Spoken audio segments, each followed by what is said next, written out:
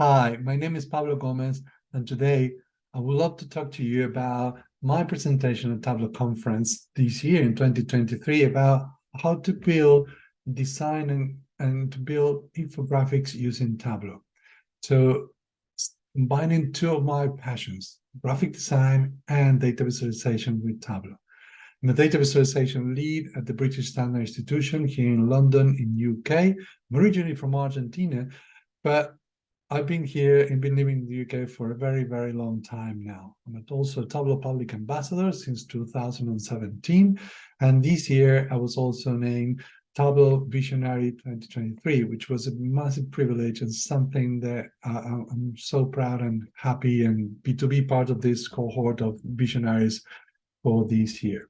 So without further ado, let's talk about how to build infographics using Tableau and graphic design.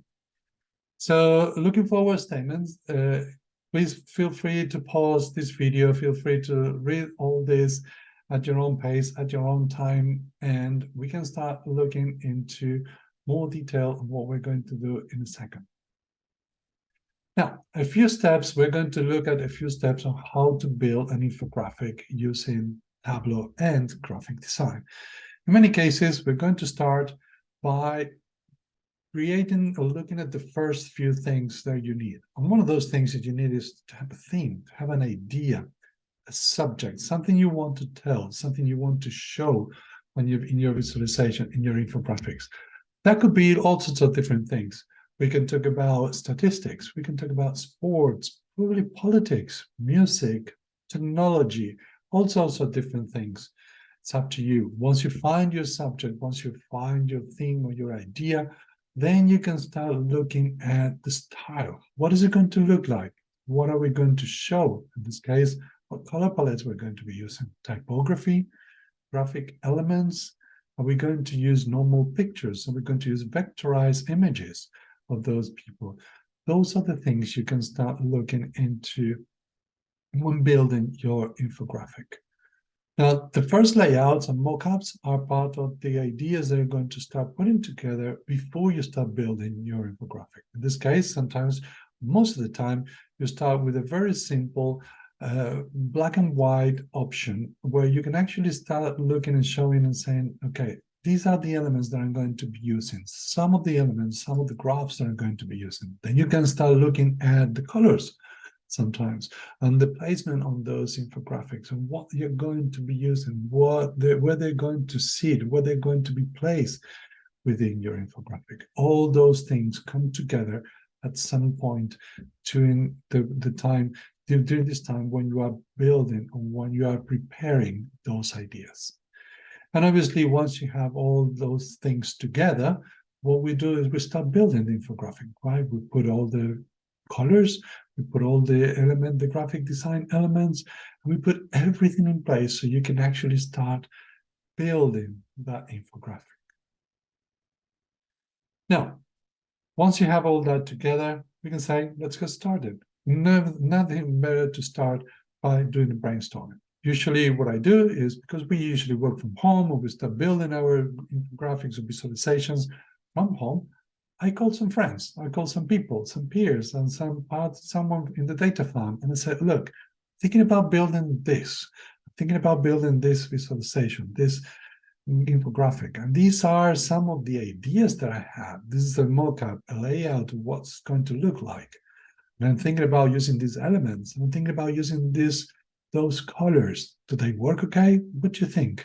And that's how you start building the momentum, and saying, some might say to you, they will give you feedback and say, yes, that works fantastic, let's use it. Others will say, how about you change those colors?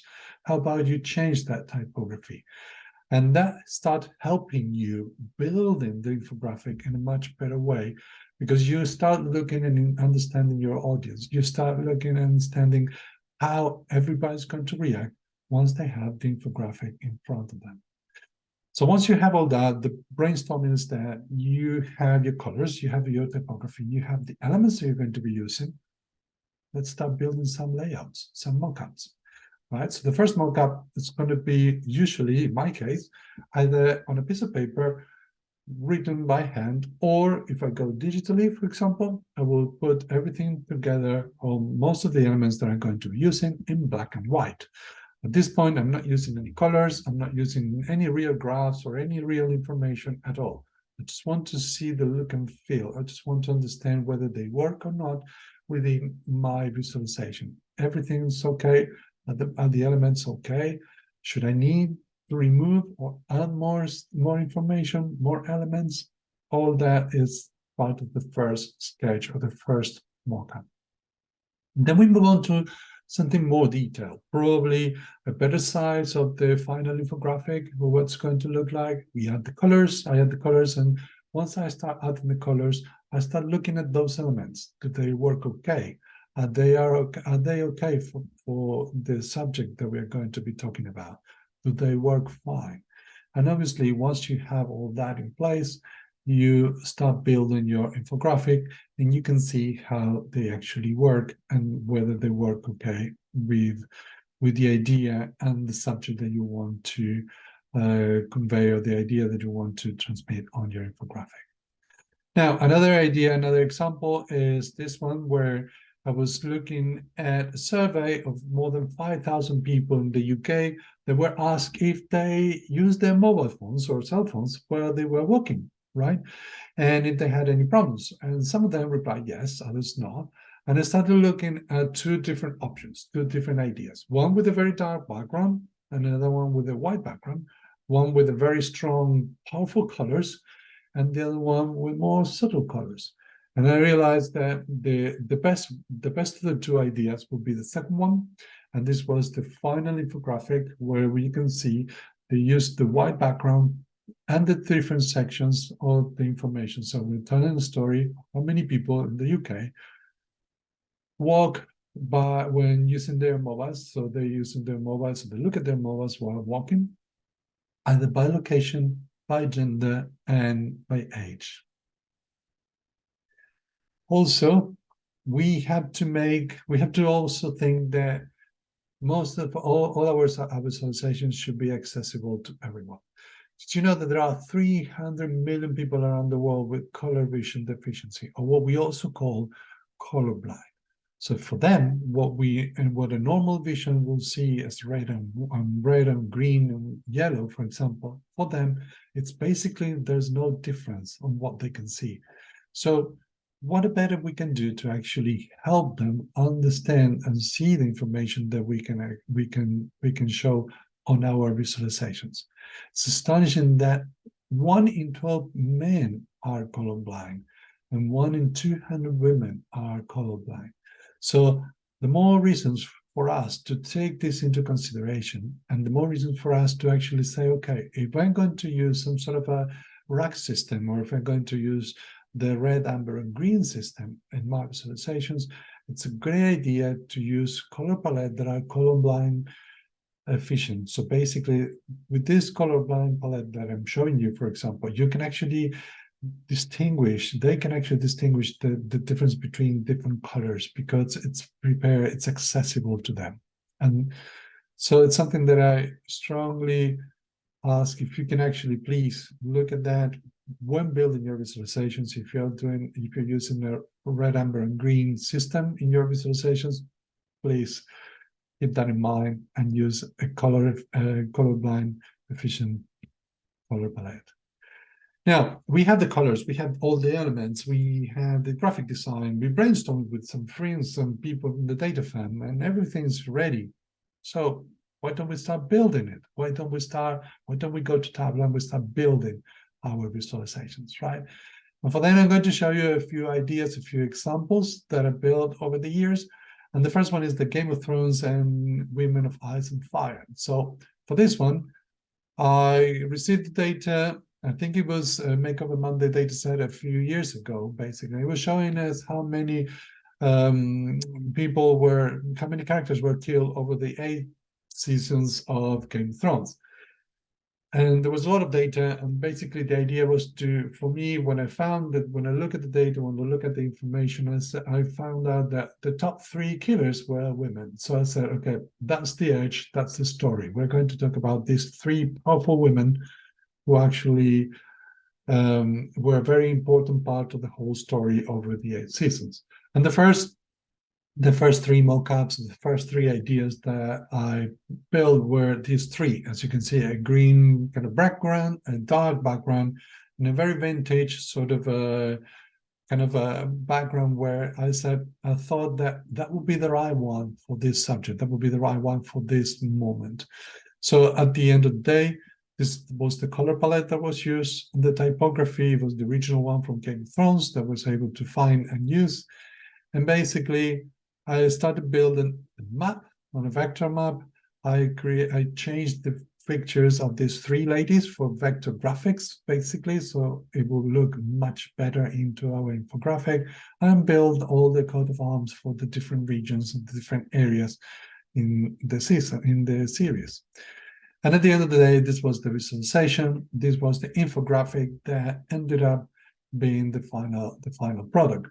And as you can see, all those elements work really well together with the colors and the whole story showing about these three very strong women over the 8-season period of Game of Thrones.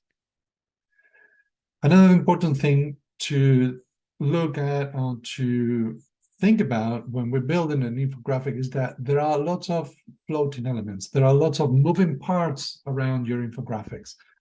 So one of the things you have to consider is the hierarchy and the layout of the different layers. So for example, sometimes you will need to put one layer on top of the other. So we'll have to put graphs on top of the other. And those are the things you have to consider when building the infographics. So always bear in mind how you're going to build it.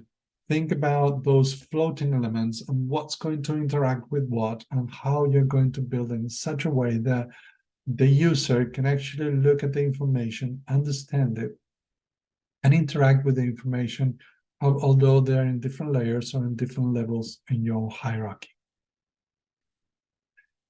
Now, for this one, for this infographic, this was a subject for Biz for Social Good a few years ago. It was about human trafficking, and I didn't want to use a normal picture of people struggling or people suffering from this situation. So I created this vectorized elements of the different people and the women and the men and the children that were suffering from human trafficking. I wanted to use very subtle colors and be very careful with the colors and the typography and the elements that we were using because of the subject. And I think that overall, the whole story is very well placed for what we're looking at the moment. Now, in 2017, Sergio Agüero became the top scorer of Manchester City, the all-time top scorer of Manchester City. And my son and I, we went on a quest to actually find all the information to show this journey, Sergio's journey, and how he became the top scorer of Manchester City. For that, I started building the infographic by cleaning the clean image from Sergio, and then adding some of the elements, a good header, the Manchester City emblem logo code, basically, and all the colors were part of Manchester City logo as well.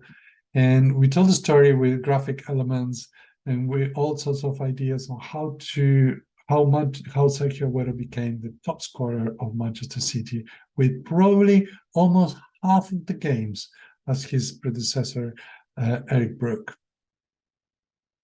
For this one, this was a Makeover Monday visualization topic a few years ago as well, where fatal bear attacks, we were looking at fatal bear attacks in North America.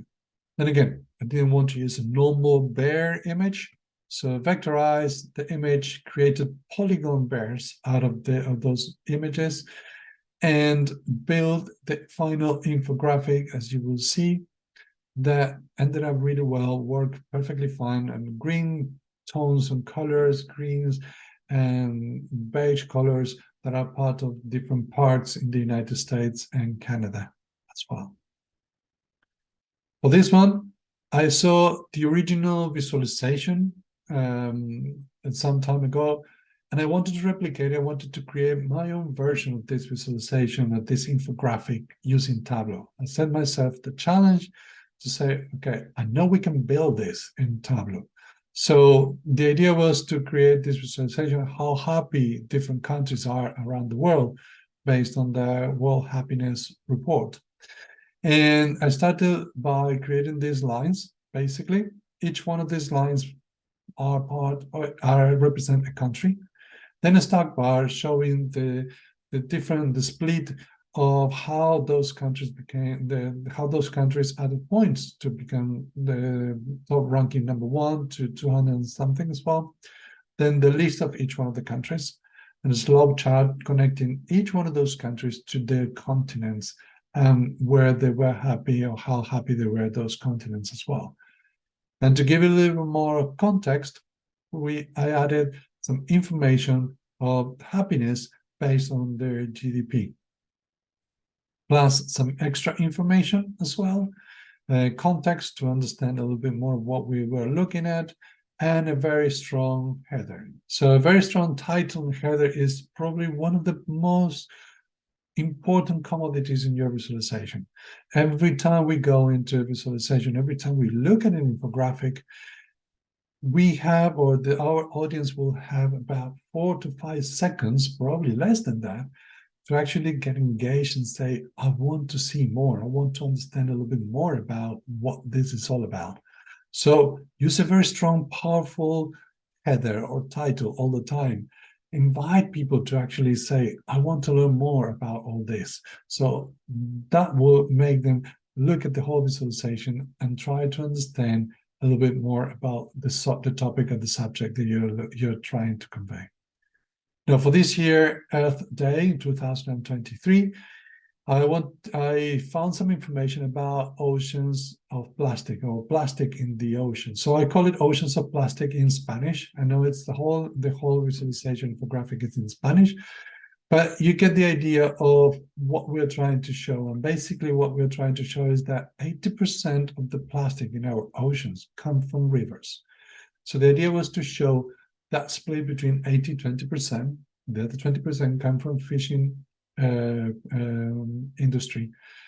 And I wanted to show that 80%, which countries were the ones polluting the most our oceans, and which rivers within those countries were the ones polluting the most. For this, I use a Sankey chart. As you can see, a big, tall background with an ocean, a very strong title and subtitles saying, did you know that 80% of the plastic in our oceans provided from rivers?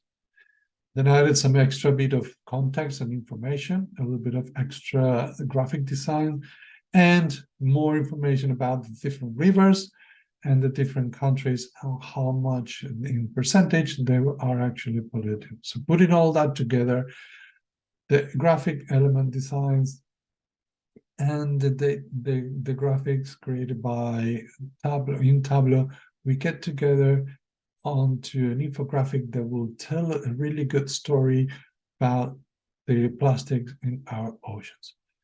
Now, all this will be great, and it's fantastic when you can build your visualizations, you can build your infographic, but it will be worthless if we are not able to share it with someone else.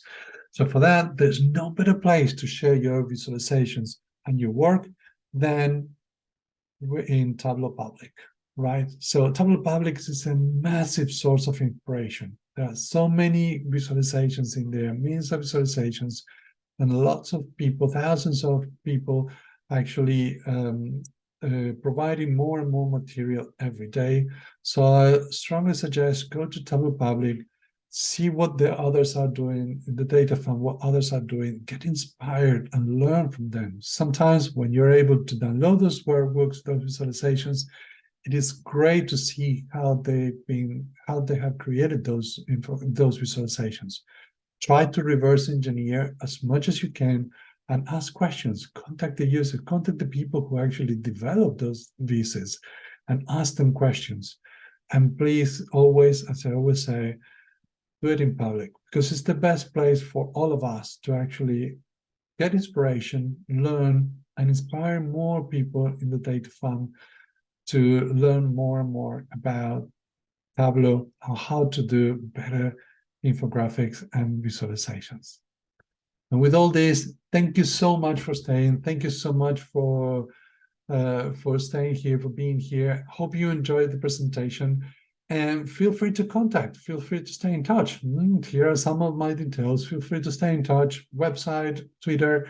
I would love to stay in touch. So thank you so much for everything, and thank you for being here. Take care.